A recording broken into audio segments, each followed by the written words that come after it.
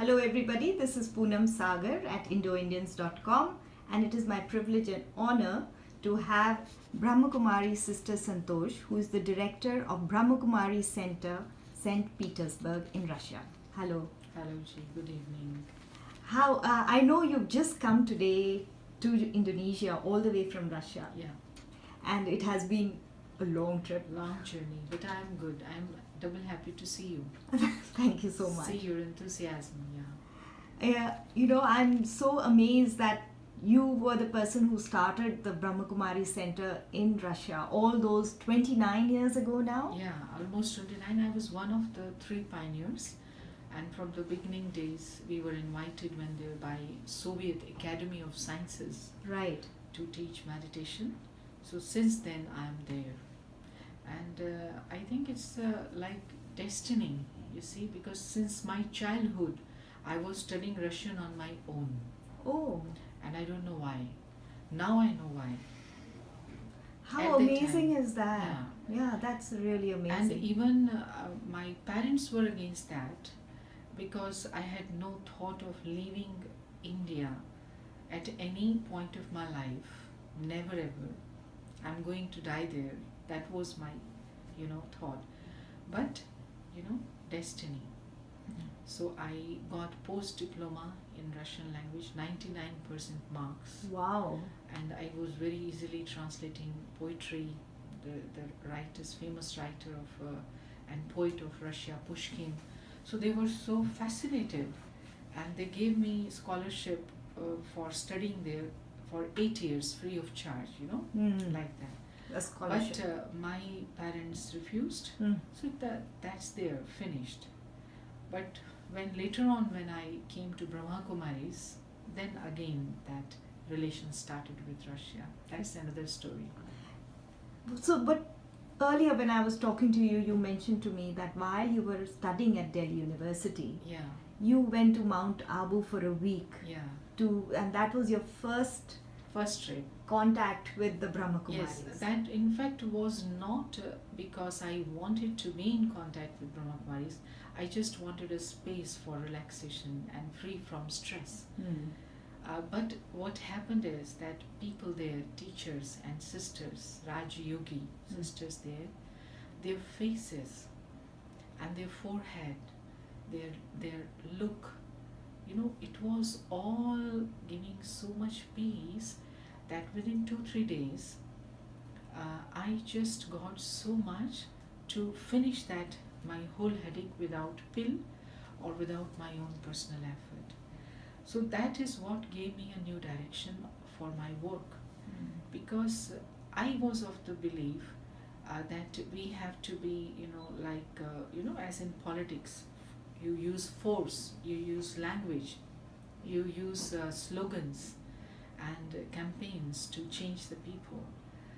And here I saw they are not talking to me, they are not teaching me, they are not preaching me, they are what they are. So I realized peace is power. Before that I thought all spiritual people are passive because they don't do anything. And for me, doing this was doing something. So that contrast I could see, that this is not working in today's society, but this is a very gentle power, soft power. So that was my first introduction to soft power of Raj Yoga meditation. And that changed my thinking, that if we have to be with the people, this is the power which has to be between us. We can't use. And then of course, if I want to have this power, yes, you can impress me for some time, you can influence me, but I can't become like you just by seeing you. For that I need to have some resource. So then I took, I purchased secretly 200 books of Brahmakumaris there and filled my suitcase with that. And 3 months when I returned back to my home, I didn't do anything. I was just studying those books and tears were coming from my eyes. What the hell I was doing whole my life? I didn't know all these things. That human beings cannot be dealt like that. So each and everything I was studying, and especially, understanding of the self, that we are not just doing beings, not machines, but we are souls, and soul is eternal. So it means there is something which is uniting the whole humanity, and this is our, identity, like the spiritual spark of light, not just flesh. So this totally changed my view for the humanity. And then somehow I felt I'm no more Indian. Mm. I'm just a human being, and India is just a room, and there are more than 200 rooms in my house. 200, more than 200 countries, they are like rooms, and this is one, big flat, big house, and I belong to this big house. How can I be suffocated in small room? Mm. So it was at that mind level change came, and then of course there was not looking back. In this wisdom, I kept on, practicing, and when I myself started practicing meditation, it changed more, because I experienced that one-in-one connection with God, Supreme Soul. From my childhood, I used to see gurus and pandits and preachers in our in family. Our parents would invite them and give them, honor them, gift them, feed them. I used to be the part of everything, but I always thought they are good, but when will come the question of God, I don't want to see anyone in between me and God. This was my childhood heart. I didn't know why I wanted like that, but I always thought, with God, you should always meet alone. Nobody should disturb you. Nobody should dictate you how you should talk to Him, how you should behave with Him. I want to see God with my own eyes, and I want to talk with Him on my own matters. Means in the sense of prayers, So this is how meditation also changed a lot when I experienced God personally, and I felt that He is really ocean of everything. And if my Father is ocean of love, me. So this matching started in everything. And if my Father is ocean of wisdom and me, so I felt I am so little, and I have to now rise myself to His level. So for me, spirituality was not just singing His praise, but being with Him and becoming like Him. So aim came in the life. So that aim of my life is not that becoming a doctor or an engineer. That's just like earning a livelihood. But what is the aim for the soul? Becoming like my Father. Wow, that's very deep. Yeah, and that came through this connection personally with Him. And the third thing which happened is that I am a person of action. For me, lectures mean nothing. You can speak to so good things, sweet things, okay, fine, but they don't enter here. Yes, if you do something for the society, for the people, you can impress me. I was of that kind. And here, before understanding the philosophy of Brahma Kumaris, I was of the view, oh, they are just sisters sitting whole day and night in meditation in white dress, doing nothing. So nothing I can have common with them. But then I understood that they are doing things differently. They are not doing the way as we are used to doing with force. And this field of spiritual social service, because I was tired at the same time by helping people all the time. They are coming with their problems to me, and I'm helping them, and I was feeling I'm so great. But at the same time, I was thinking that whole life I'm going to do the same thing, and endlessly they are going to ask. So unless I came across to with this idea that God's personality is of the type that He does not give you stick if you don't have legs. He gives you legs. He makes you whole, complete. He does not make you dependent even on Him. So that way, that my task is not to become another guru in the mountain of gurus which already exists. My task is not to keep helping people and finishing myself, but my task is to let Father do His task and be myself an example, sample.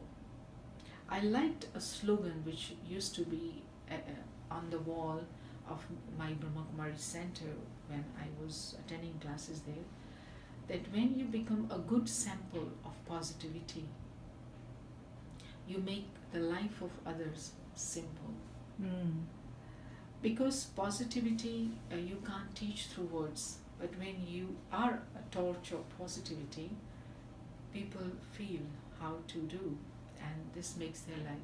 So this was the only thing which I could do for the people. I realized, not helping them, but becoming an example, inspiring them to do whatever they have to do. That's wonderful. In fact, now that I look at you, even your forehead is, the kind of sisters you described, I think you look like them. And your three things that you spoke about, the soft power of meditation, of being comfortable with who you are, and all about being one with God. One-in-one, personal relationship with God, and inspiring people through action, being positive all the time. I think these are all things that each one of us should imbibe and learn and practice. So you see, each one of us has this element in us, but in my case, the right moment came at that time, and I got it. So I feel myself very fortunate, and also for this whole Soviet Union, it was a big territory. Yes. And there was no mention of God anywhere. And when Brahma Kumaris received invitation to teach meditation there, I was the only person at the time who knew Russian. Correct. In Brahma Kumaris. There were many seniors, of course. This was one thing, but people started advising, please, when you will go there, don't use the name God, because that is communist country and they don't allow any kind of spirituality there. And I thought, if I am not going to utter the word God, what for I am going there? Because spirituality means you and God. Right. The whole relationship between you and God is what is called spirituality. And but when I went there, it altogether changed my whole understanding of spirituality. Because the very first lecture, there were 700 people sitting there without advertisement. There was just this size advertisement done where it was written Raj Yogini, Sister Santosh from Russia, India, Mount Abu, coming, this much size, 3 or 4. And it was 3 days only, this advertisement, and they had put it on the bus stops in secretive places so that nobody sees, because it was prohibited. And I thought 2-3 persons will turn up.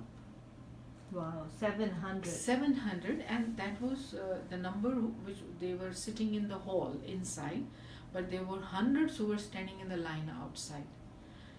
And I thought that done. I can't give them any kind of experience because it's a too big, gathering. But after an hour, when I asked them, okay, what did you listen? The whole hall stood up, clapped, and they said, we are souls. This is the essence of spirituality, who you are. And you can't imagine this kind of response from the place where spirituality was prohibited for such a long time, that they would be able to grasp such a subtle aspect, and that too with translation. Because my Russian was not that I can give lectures Yeah. without Evening, translation. this was your first day in Russia. Yeah. So that made me believe that you can create some kind of prohibition for these physical senses, but these are just doors, and the soul is inmate, is living in, so you can't stop souls to be spiritual. Wow, nice one. You can't stop soul to be close to God, and that's what I saw, that they are so close to God that they don't even need lecture. They just saw some spiritual being, and they just heard a message that you are souls, and it entered, and I wept a lot. I said, oh God, you have brought me here to show me who you are, Yeah. and you want to take me around to the whole world to show me who you are, how your children are. You see, that was the story. So how is your Russian now? Now my Russians are very happy with me, my Russian, more than me, myself, because Okay. I will always be critical, and but they some of them say my Russians is even better than theirs, because I use these philosophical words, and they are all quite deep terminology sometimes, and expressions. What is your favorite word in Russian? Favorite word is spasiba. What does that mean? It means thanks. Okay. Spasiba. Spasiba. Yeah. In fact, it means oh God, liberate us. Spasi means liberate. Bog is God. Okay, lovely. Spasiba, yeah. That's lovely. It was so wonderful to have you here at the Indo-Indians office, and I look forward to learning so much more from you. Really appreciate it. Thank you so much. Thank you also, So, Poonam. this is Sister Santosh, Director of the Brahma Kumaris at St. Petersburg. And the Brahma Kumaris organization is actively working on enhancing moral and spiritual well-being of people all over the world. Thank you.